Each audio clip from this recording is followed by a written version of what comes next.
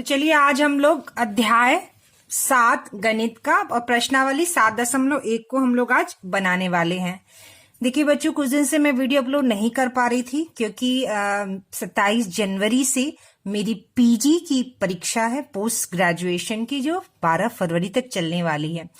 और बच्चे रोज वीडियो डालने के लिए बोल रहे हैं, इसी वजह से मैं वीडियो नहीं डाल पा रही हूँ। मैंने पोस्ट ग्रेजुएशन 2014 में ही एमएससी केमिस्ट्री सब्जेक्ट से किया था, लेकिन मैं फिर से दोबारा 2018 में पीजी में एडमिशन लिया है और जिसकी फाइनल ईयर की परीक्षा 27 जनवरी से 12 फरवरी तक है। लॉकडाउन की वजह से हमारी परीक्षा जून में जो होने वाली थी 2020 में, वो लॉकडाउन की वजह से नहीं हुई, जिसकी परीक्षा की डेट 27 जनवरी से 12 फरवरी तक निर्धारित है। तो इसलिए वीडियो में नहीं डाल पा रही थी और 12 फरवरी तक थोड़ी कम वीडियोस ही अपलोड कर पाऊंगी। और 12 फरवरी के बाद बिल्कुल आप निश्चिंत रखिए, धैर्य बनाए रखिए, मैं ज्यादा से ज्यादा और जल्दी से जल्दी वीडियो डाल के सिलेबस को पूरा करने की कोशिश करूंगी। तो चलिए प्रश्नावली 7.1 का हम लोग पहला, दूसरा और तीसरा क्वेश्चन कर चुके थे। आज हम लोग चौथा प्रश्न इसका करने वाले हैं। ठीक है, तो देखिए चौथा प्रश्न जो दिया है बच्चों, उसमें कह रहा है नीचे दिए गए सर्वांगसम त्रिभुजों की प्रत्येक जोड़ी में संगत भुजाएं व संगत कोण बताइए। ठीक है, तो यहाँ पे जो दो भुजाएं हैं बच्चों, इसमें क्या है, सर्वांगसम भुजा। ये दोनों भुजा क्या है, सर्वांगसम है। ठीक है, और इन भुजाओं के हमें संगत जोड़ और संगत भुजाएं कोण हमें बताना है। तो देखिए मैंने प्रश्न यहाँ पर लिखा हुआ है 4 का पहला वाला। तो यह त्रिभुज इस त्रिभुज के सर्वांगसम है। एक्स वाई जेड त्रिभुज ए बी सी त्रिभुज के सर्वांगसम है, मतलब इसका आकार और माप एक जैसा है, बराबर है। तो हमें संगत भुजा बतानी है। बच्चों जब इस त्रिभुज को हम इस त्रिभुज पर रखेंगे तो ध्यान देने वाली बात है, सबसे पहले हम ये देखते हैं कि यह देखिए एक सीधी रेखा पर जब दूसरी सीधी रेखा गिरती है तो वह 90 डिग्री का कोण बनाती है। तो यह कोण 90 डिग्री है। और यहाँ पर देखिए एक सीधी रेखा पर जब ये सीधी रेखा गिर रही है तो यहाँ 90 डिग्री का कोण बना रही है। तो यह 90 डिग्री का जो कोण बन रहा है, जो ये रेखा जो है, इस रेखा के यह संगत, यह जो त्रिभुज की भुजा है इस AB त्रिभुज की भुजा के संगत भुजा है। ठीक है, इसलिए मैंने एक और एक यहां किया है। यह जो है XZ भुजा जो है वह AC भुजा के संगत भुजा है। ठीक है, और जो त्रिभुज का कर्ण होता है, यह त्रिभुज का कर्ण YZ जो है इस त्रिभुज के BC भुजा के बराबर है। इसको हम दूसरे ढंग से भी समझ सकते हैं कि जब इस त्रिभुज को हम इस त्रिभुज के ऊपर रखेंगे तो AB भुजा XY भुजा पर आएगी, AC भुजा आपकी XZ भुजा पे आएगी और BC भुजा को हम इधर YZ भुजा पर रखेंगे। तो संगत भुजा कौन सी हो गई, XY की संगत भुजा AB भुजा है। ठीक है, अब देखिए YZ क्या लिखा है बच्चों, YZ। तो यह YZ भुजा जो है कर्ण, वह इस ABC भुजा के कर्ण के संगत है, यानी कौन सी, BC। कौन सा बच्चों, BC। तो XYZ का BC हो गया। अब XZ की संगत भुजा कौन सी है बच्चों, AC भुजा। ठीक है, AC भुजा। अब चलिए हम लोग देखते हैं कि अब हमें क्या बताना है, संगत कोण बताना है। क्या बताना है बच्चों, हमें संगत कोण बताना है। तो यह जो X कोण है 90 डिग्री, इसके A कोण के संगत कोण है, क्योंकि जब हम इस त्रिभुज को यहां रखेंगे तो यह कोण इस कोण पर आएगा। ठीक है, तो X और A जो है यह संगत कोण है। तो कोण X का संगत कोण क्या है बच्चों, कोण A। अब कोण Y, ठीक है, तो कोण Y का संगत कोण कौन सा है बच्चों, जब हम A भुजा को यहां रखेंगे, जब हम इस त्रिभुज को यहां रखेंगे A भुजा, तो यह जो भुजा है, यह जो भुजा है B, ये Y और C।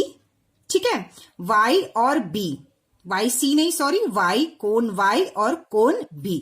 तो जब हम X पर ये भुजा रखेंगे तो यह Y कोण B के संगत होगा। तो कोण Y का संगत कोण है कोण B। अब यह जो Z कोण है, ये वाला कोण जो है, यह कोण C के संगत भुजा है। जब इस त्रिभुज को हम इस त्रिभुज पर रखेंगे बच्चों, तो यह कोण X कोण पे Y कोण आएगा। ठीक है, और Y कोण पे कोण B आएगा और कोण Z पे कोण C आएगा। तो इसका संगत हो गया कोण C। ठीक है बच्चों, इसका संगत क्या हो गया, कोण सी। तो चलिए देखिए बच्चों, यहां पर दूसरा प्रश्न है, ए बी सी ट्रायंगल, ठीक है, ए बी सी, यह त्रिभुज सर्वांगसम है किसके, त्रिभुज ए बी डी के, ए बी डी, यानी जो यह दी हुई है बच्चों, या जो हमें त्रिभुज दिए हैं, इसमें दो त्रिभुज बना हुआ है, ठीक है, और दोनों त्रिभुज को कह रहा है ये सर्वांगसम है। तब कह रहा है कि इनकी भुजा यानी संगत भुजा बताइए और इनके कोण के बारे में बताइए। तो देखिए यहां मैंने प्रश्न दूसरा, यहां पर मैंने दूसरा प्रश्न को लिखा। अब हम लोग इसको हल करेंगे। सबसे पहले हम लोग इसको हल करने के लिए क्या करेंगे, जो दोनों त्रिभुज दिया है इस त्रिभुज को पहले हम अलग अलग बना लेंगे। ए बी सी, त्रिभुज ए बी सी, तो हमने बनाया त्रिभुज, ये देखिए सी है और यह ए है और यह जो बी है यहां पर हमने इसको ऐसे,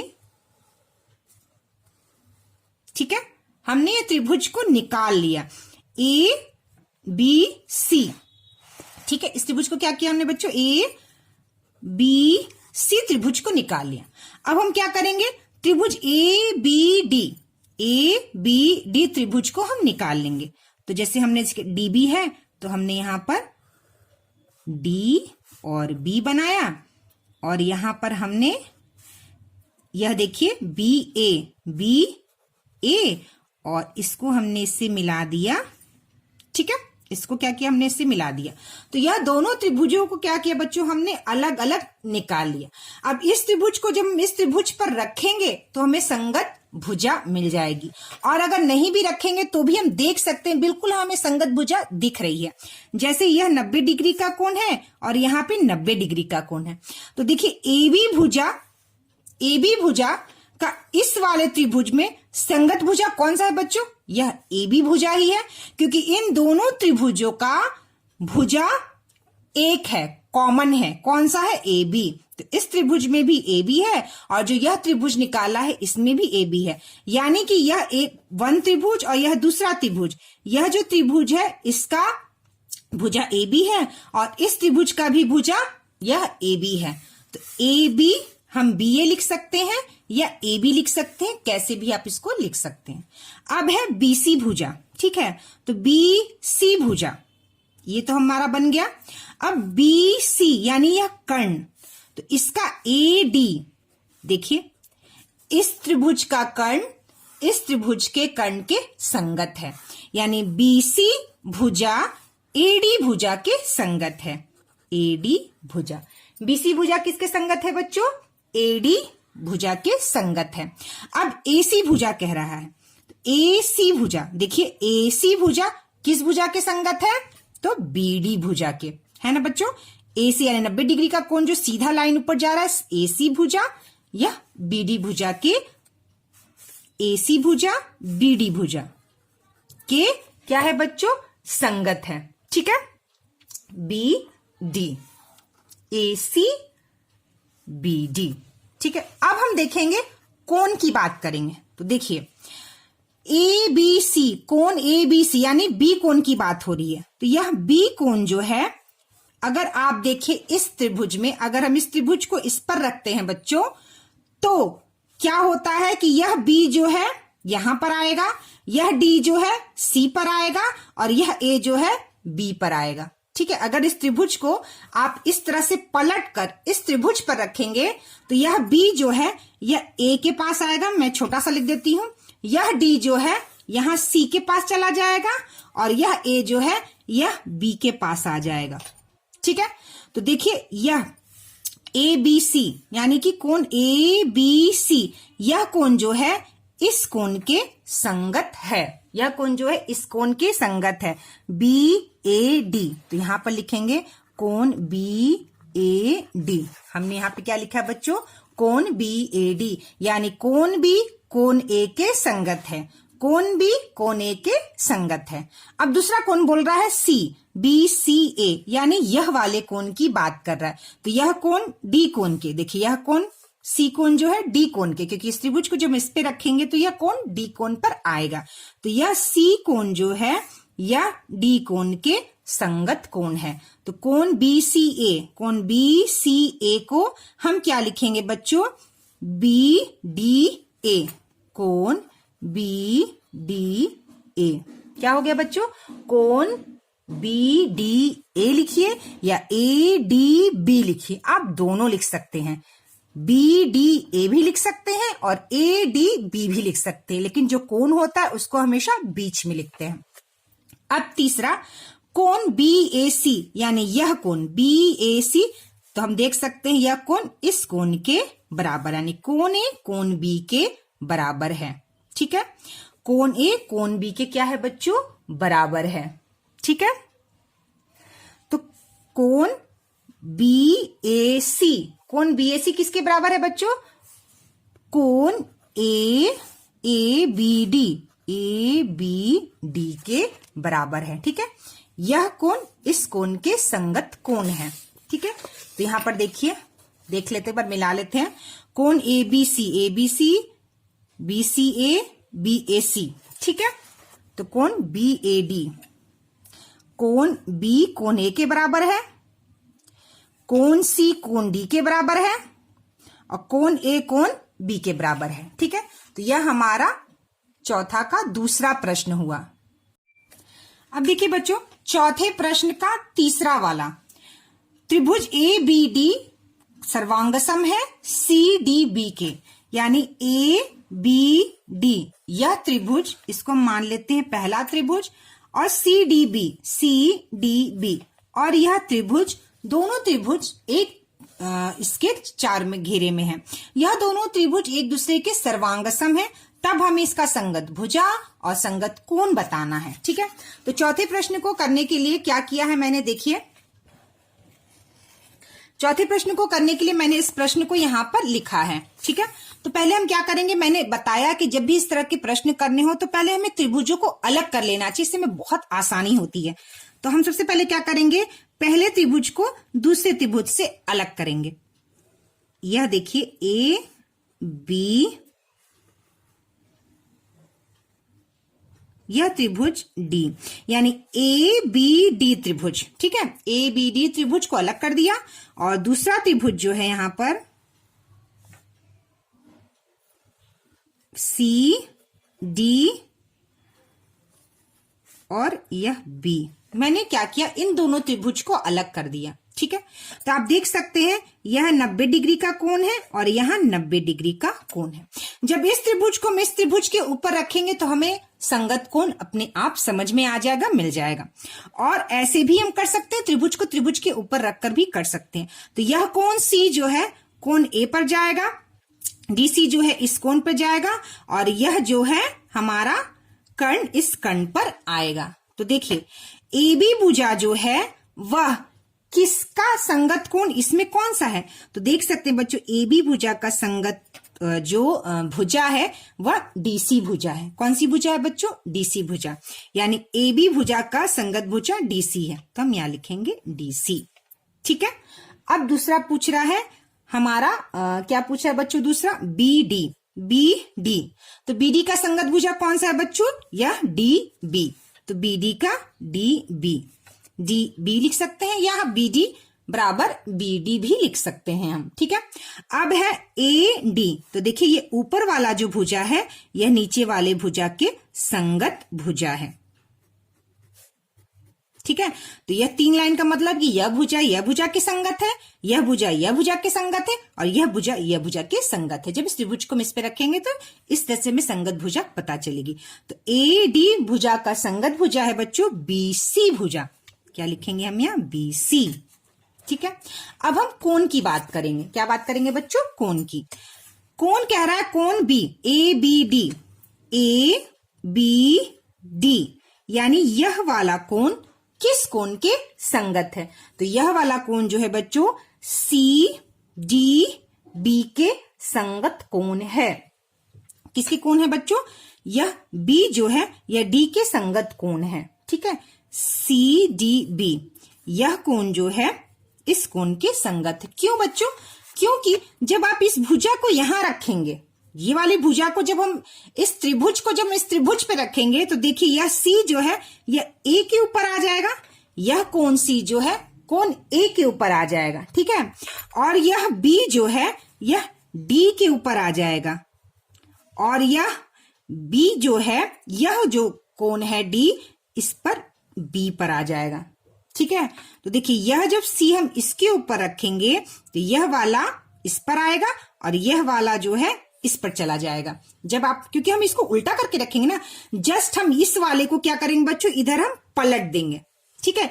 इस त्रिभुज को हम इस त्रिभुज पे ऐसे रख के ऐसे इसको पलट देंगे, तो जब पलटेंगे तो यह सी ए पर आ जाएगा और यह बी जो है डी पर आ जाएगा और यह डी जो है बी पर आ जाए, क्योंकि हमको इसको मिलान करना है, ठीक है।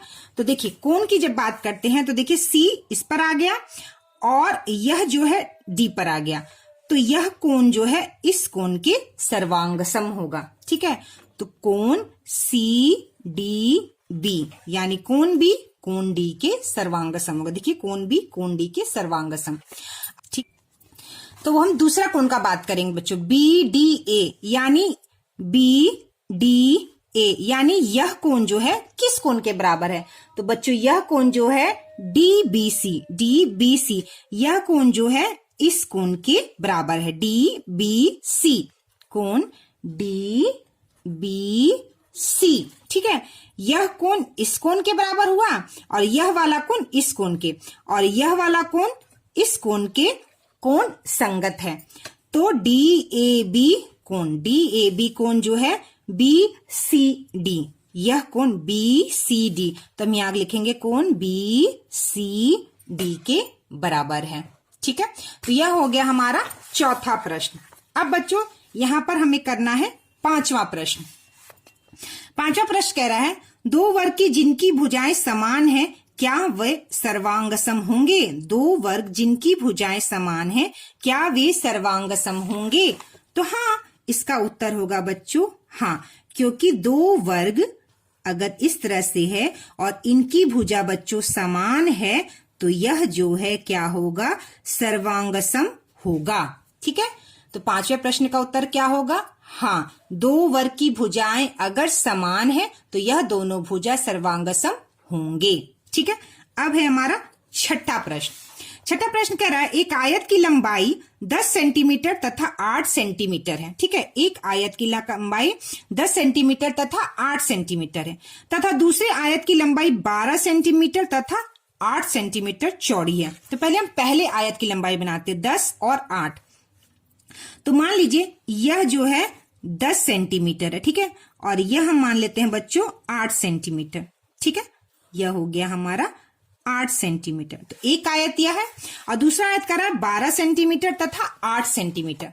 12 सेंटीमीटर मतलब इससे थोड़ा बड़ा होगा, तो हम बनाते हैं 12 सेंटीमीटर। तो यह हो गया मान लीजिए बच्चों हमारा 12 सेंटीमीटर और यह हो गया हमारा 8 सेंटीमीटर, ठीक है। दोनों आयत है। कह रहा है दोनों आयत को सर्वांगसम करने हेतु पहले आयत की लंबाई को कितना बढ़ाना होगा। तो यह देखिए कि दोनों आयत में एक जो हमारी यह जो क्या है बच्चों चौड़ाई, ठीक है, हमारी जो चौड़ाई है वह बराबर है, लेकिन एक आयत में 10 सेंटीमीटर है, दूसरे आयत में 12 सेंटीमीटर। तो हम यहां पर इसको थोड़ा सा और बढ़ा देंगे 2 सेंटीमीटर, तो हमारा आयत, यह आयत इस आयत के सर्वांगसम हो जाएगा। तो 2 सेंटीमीटर यानी कि जब ये बढ़ा देंगे 2 सेंटीमीटर तो इस आयत की पूरी लंबाई कितनी हो जाएगी बच्चों, 12 सेंटीमीटर। तब यह जो है दोनों आयत जो है वो सर्वांगसम हो जाएगी। करने हेतु तो आयत की लंबाई को कितना बढ़ाना होगा, तो उत्तर लिखेंगे बच्चों हमें आयत की क्या बढ़ाना है, लंबाई, ठीक है। आयत की लंबाई कितना बढ़ाना होगा, 2 सेंटीमीटर। आयत की लंबाई कितना बढ़ाना होगा बच्चों, हमें 2 सेंटीमीटर बढ़ाना होगा। तो आप यहां लिख सकते हैं 2 सेंटीमीटर बढ़ाना होगा, तब यह दोनों आयत एक दूसरे के सर्वांगसम होंगे। अब 7वां प्रश्न है चित्र। यह देखिए चित्र दिया हुआ है। चित्र 7.12 में बने 2 वृत्त क्या सर्वांगसम होंगे, यदि हाँ तो क्यों।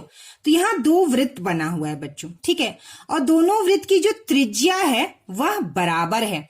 यहाँ पर त्रिज्या 2 सेंटीमीटर है और यहाँ पर भी त्रिज्या 2 सेंटीमीटर है।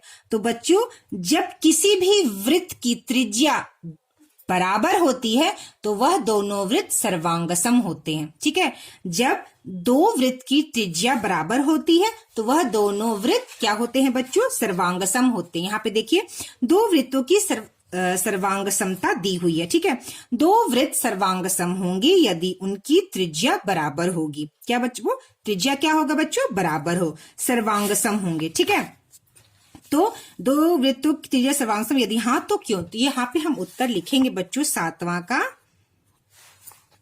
दोनों वृत्त सर्वांगसम हैं। दोनों वृत्त क्या है बच्चों? सर्वांगसम हैं। क्यों? क्योंकि दोनों की त्रिज्या बराबर है। क्योंकि दोनों की त्रिज्या क्या है बच्चों? बराबर है। तो हमारा आज यह 7.1 जो है पूरा हो गया और 7.2 जो है अगले नेक्स्ट वीडियो क्लास में हम लोग 7.2 को बनाएंगे। ठीक है।